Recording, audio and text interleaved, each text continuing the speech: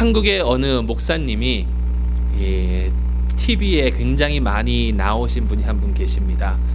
김옥정 목사님이라고 하하라는 엔터테이너의 어머니가 되시는데요. 그분이 항상 나오셔서 했던 말씀이 뭐냐면 부자 되세요 여러분, 대박 나세요 입니다. 부자 되세요, 대박 나세요.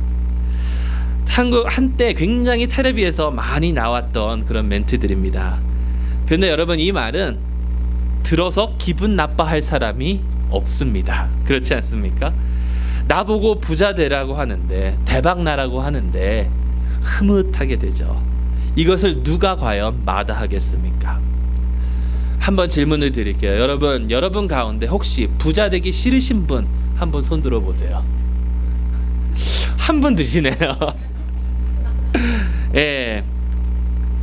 여러분, 거의 모두가 다 부자 되기를 원합니다. 그리고요, 부자가 되면 어떨까 상상을 하기도 합니다. 그래서 부자가 되기 위해서, 아주 큰 부자는 아니지만 그래도 어느 정도 부를 갖기 위해서 열심히 일을 하고 노력을 합니다. 그리고 가끔, 아주 가끔 혹시나 하는 마음에 복권을 사보기도 하고요. 내가 지금 벌고 있는 이곳에서 조금만 더 벌면 얼마나 좋을까? 누구나 한 번쯤은 생각해 보지 않았을까? 이런 생각이 듭니다. 한 달에 내가 몇백 불만 더 벌 수 있어도, 조금만 더 벌 수 있어도 내 생활이 훨씬 더 편해지고 내가 조금 더 좋은 일을 할 수가 있고, 그런데 그러면서 우리는 상상을 하기 시작합니다. 큰 부자는 아니어도 지금보다는 조금 더 부한 그런 생활을 생각하면서 우리는 살고 있지 않나요?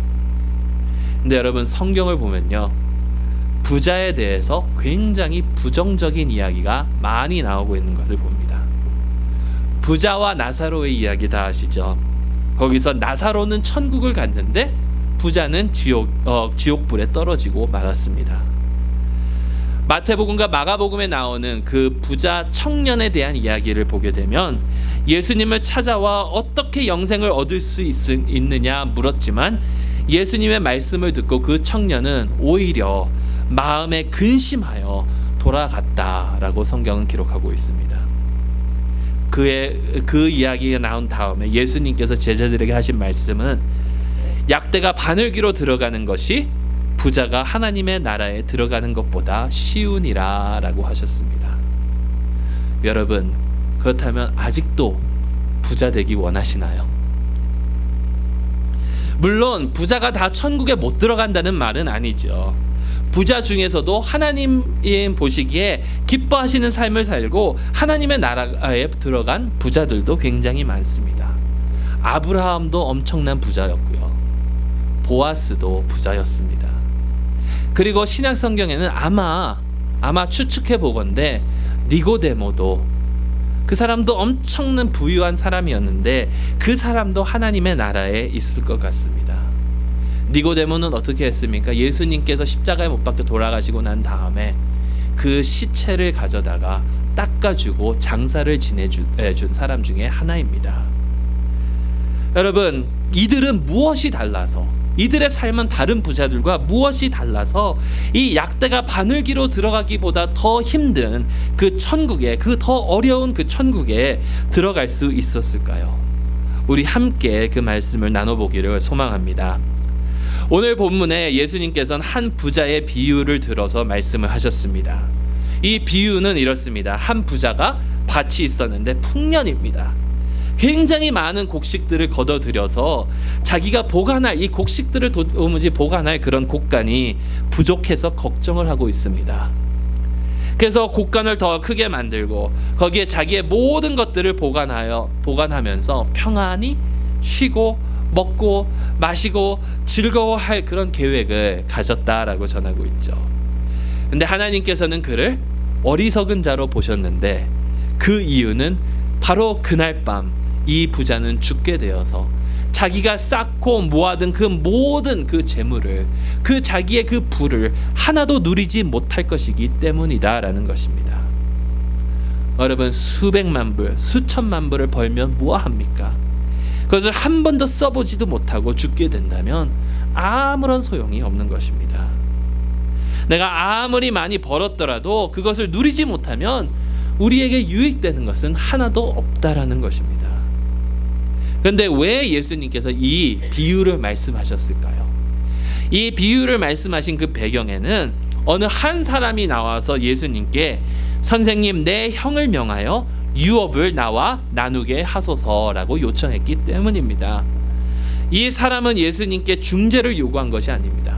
나와 우리 형 사이에 중재해서 나에게 재물을 얻게 해달라고 하는 것이 아니라 형은 무시하고 나의 편에 서서 형 보고 명해서 나에게 달라, 이렇게 요구를 하는 것입니다. 자기 편에 서서 형을 움직여 보라는 것이죠. 왜 유산을 나누려고 했는지 우리는 알 수 없습니다. 그 내용이나 배경은 누가가 함구하고 있기 때문에 알 수는 없습니다. 이 유산을 나누는 것은 사실 모세 오경에 그 법이 나와 있는데요, 사람들이 그것을 잘 이해하지 못하고 서로 이렇게 마찰이 있고 하니까 주로 랍비들에게 가서 그 결정을 해달라고 청했던 것이 습관이라고, 관례라고 이렇게 전해져 오고 있습니다. 이 형이 부모님으로부터 받은 유산을 다 자기가 삼켰는지, 아니면 이 동생이 그것을 가지고 먼 나라로 혹은 먼 곳으로 떠나서 생활을 하려고 하는지 우리는 알 수 없지만, 한 가지 분명한 것은 이 유산 때문에, 재물 때문에 형과의 관계가 틀어져 버렸다라는 것이죠. 예수님께서는 이 사람의 요구를 들어주시지는 않습니다. 아니, 오히려 어떻게 보면 말을 돌리시는 것 같습니다. 그런데 자세히 저희가 살펴보면 말을 돌리시는 것이 아니라 이 사람의 마음에 지금 꼭 필요한 것을 가르쳐주고 계시는데, 그것이 무엇이냐면 15절에 저희가 읽은 말씀, 삼가 모든 탐심을 물리치라, 사람의 생명이 그 소유에 넉넉한 데 있지 아니하리라 라는 그 말씀입니다. 여러분, 사람의 생명은요, 사람의 가치는 결코 그 사람의 소유에 넉넉한 데 있는 것이 아니다라는 것입니다. 근데 여러분, 이 세상이 추구하는 것과는 얼마나 다릅니까? 이 세상은 뭐라 그러죠? 여러분들이 가진 것, 여러분들이 소유하고 있는 것, 여러분들이 가진 그 가치와 그 부에 따라서 여러분들의 가치가 결정이 되고 여러분들의 그 삶이 결정이 된다라고 이 세상은 말하고 있죠.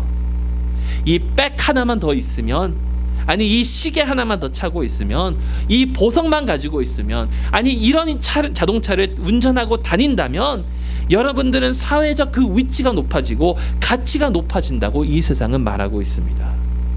그리고 그것들을 우리에게 팔려고 이 세상은 엄청 노력하고 있다라는 것이죠. 실제로요, 뉴욕의 월가 같은 데 가서 보면요, 상대방이 어떠한 양복을 입고 있는가, 아니면 손목에 어떠한 시계를 차고 있는가, 그것에 따라서 저 사람과 내가 대화를 해야 될까 말아야 될까 이미 판단되고 이미 결정이 난다라는 것이죠. 제가 아는 청년 중에 뉴욕의 그 DA 오피스에서 일하는 변호사가 있습니다. 근데 그 변호사가 그러더라고요. 자기가 200불짜리 시계를 계속 손목에 차고 다녔는데 그걸 차고 다니면 무시한다라는 겁니다. 왜냐하면 롤렉스나 오메가나 이런 것들을 차야 어느 정도 봐주지, 그냥 아무거나 차고 다니면 무시한다라는 거예요. 어떤 사람들은 그렇게 얘기를 하더라고요. 명함을 딱 내어줬을 때부터, 그 명함을 딱 받았을 때 그 종이의 질이나 거기에 나와 있는 글자 모양이나 이런 것들로 이미 이 사람들은 저 사람과 상대할 것인지 안 할 것인지 이미 정해진다라고요. 근데 여러분, 이러한 것들은요, 이 세상이 추구하는 이러한 것들은 우리를 절대로 만족할 수 없다라는 것입니다. 돈이나 권력이나 이런 것들은 어느 정도 가지게 되면 내가 더 갖고 싶게 되고 절대로 우리의 그런 요구를 충족시키지 못한다는 것이죠. 그래서 그것들을 더 가지려고 하고 더 벌려고 하고 그것들을 위해서 나의 삶을 다 바쳐서 그것을 가지려고 하는데 결국에는 그것들의 종이 우리는 되어버리고 만다라는 것입니다. 그럼 어떻게 해야 합니까? 예수님께서 말씀하시기를 21절에 자기를 위하여 재물을 쌓아두고 하나님께 대하여 부요치 못한 자가 되지 말라라는 것입니다. 그런 자가 바로 이 비유의 부자와 같은 자라는 것이죠. 결국은요, 이것을 반대로 얘기하면 자기를 위하여 재물을 쌓아두지 말고 하나님에 대하여 부요한 자가 되라라는 그 말입니다. 여러분, 하나님에 대하여 부요한 자, 도대체 이런 삶은 어떤 삶을 말하고 있을까요? 나 자신을 위하여 재물을 쌓지 않고 어떻게 하면 하나님을 향하여, 하나님에 대하여 부요한 자가 우리가 될 수 있을까요? 도대체 하나님에 대하여 부요한 삶은 과연 어떤 삶입니까? 그것은 하나님께서 원하시는 삶을 살고 하나님께서 원하시는 곳에 재물을 사용하는 그런 삶입니다. 어떤 삶인가요? 바로 가난한 자들을 위해서, 소외되는 사람들을 위해서 살아가는 그런 삶이죠. 성경에는 하나님의 그 가난한 자들, 소외되는 사람들의 향한 하나님의 마음을 잘 나타내주고 있습니다. 제가 몇 군데 성경 말씀을 읽어보도록 하겠습니다. 신명기서 15장 11절. 땅에는 언제든지 가난한 자가 그치지 아니하겠으므로 내가 네게 명하여 이르노니 너는 반드시 내 경내 내 형제의 곤란한 자와 궁핍한 자에게 내 손을 펼치니라. 에레미야서 22장 3절. 너희가 공평과 정의를 행하며 탈취당한 자를 압박하는 자의 손에서 건지고 이방인과 고아와 과부를 압제하거나 학대하지 말며 이곳에서 무죄한 피를 흘리지 말라. 마태복음 25장 40절. 내가 진실로 진실로 너에게 이르노니 너희가 여기 내 형제 중에 지극히 작은 자 하나에게 한 것이 곧 내게 한 것이니라. 마가복음 10장 20절. 내게 오히려 한 가지 부족한 것이 있으니 가서 내 있는 것을 다 팔아 가난한 자를 주라. 그리하면 하늘에서 보화가 내게 있으리니 그리고 와서 나를 쫓으라. 야고보서 1장 27절 말씀. 하나님 아버지 앞에서 정결하고 더러움이 없는 경건은 곧 고아와 과부를 그 환난 중에 돌아보고 또 자기를 지켜 세속에 물들지 아니하는 이것이니라. 여러분, 하나님께서 원하시는, 하나님께서 향하신 그 하나님의 마음은 바로 이 세상이 버리고 이 세상이 소외하고 있는 그러한 자들에게 있다라는 것입니다. 어떻게 그들을 위하여 우리는 살아갈 수 있을까요? 어떻게 하면 하나님께 대하여 부요한 삶을 우리는 살아갈 수 있을까요? 이렇게 살려면 두 가지 마음이 필요하다고 저는 생각을 합니다. 첫 번째는요, 무엇보다도 하나님을 사랑하는 마음입니다. 그리고 두 번째는 나는 하나님의 청지기이다라는 그런 마음이 필요하다라는 것이죠. 첫 번째, 무엇보다 하나님을 사랑하는 마음이 저에게 필요할 줄로 믿습니다. 여러분, 재물들은요, 참 희한하게 재물들은 우리의 마음을 하나님으로부터 멀리 떠나도록 만들고 재물 자체를 스스로 우상이 되게 만들어버리는 그런 힘이 있습니다. 그래서 예수님께서 말씀하실 때 두 주인을 섬길 수 없다라고 하시지 않습니까? 근데 선한 주인과 악한 주인이 아니고 하나님을 섬기든지 돈을 섬기든지. 왜? 그 돈에는 그만한 마력이 있다라는 겁니다. 그만한 힘이 있다라는 겁니다. 여러분, 아까도 말씀드렸지만 마태복음 19장에 그리고 마가복음 10장에 나오는 이 부자 청년의 이야기를 한번 살펴보시기 바랍니다. 이 청년은 예수님께 와서 예수님, 내가 무엇을 하여야 영생을 얻을 수 있는지를 물어보고 있습니다. 예수님께서 대답하시죠. 계명을 지켜라. 어떤 계명입니까? 예수님께서는 그래서 10계명 중 두 번째 돌판에 나와 있는 살인하지 말라, 간음하지 말라, 도둑질하지 말라 등등의 그 계명들을 말씀하시자 이 청년은 자랑스럽게 얘기합니다. 내가 이 모든 것을 지켰습니다. 근데 여러분, 이 자랑 속에 겸손함도 겸비하고 있는 청년입니다. 내가 모든 것을 지켰는데 아직도 무엇이 부족하나이까?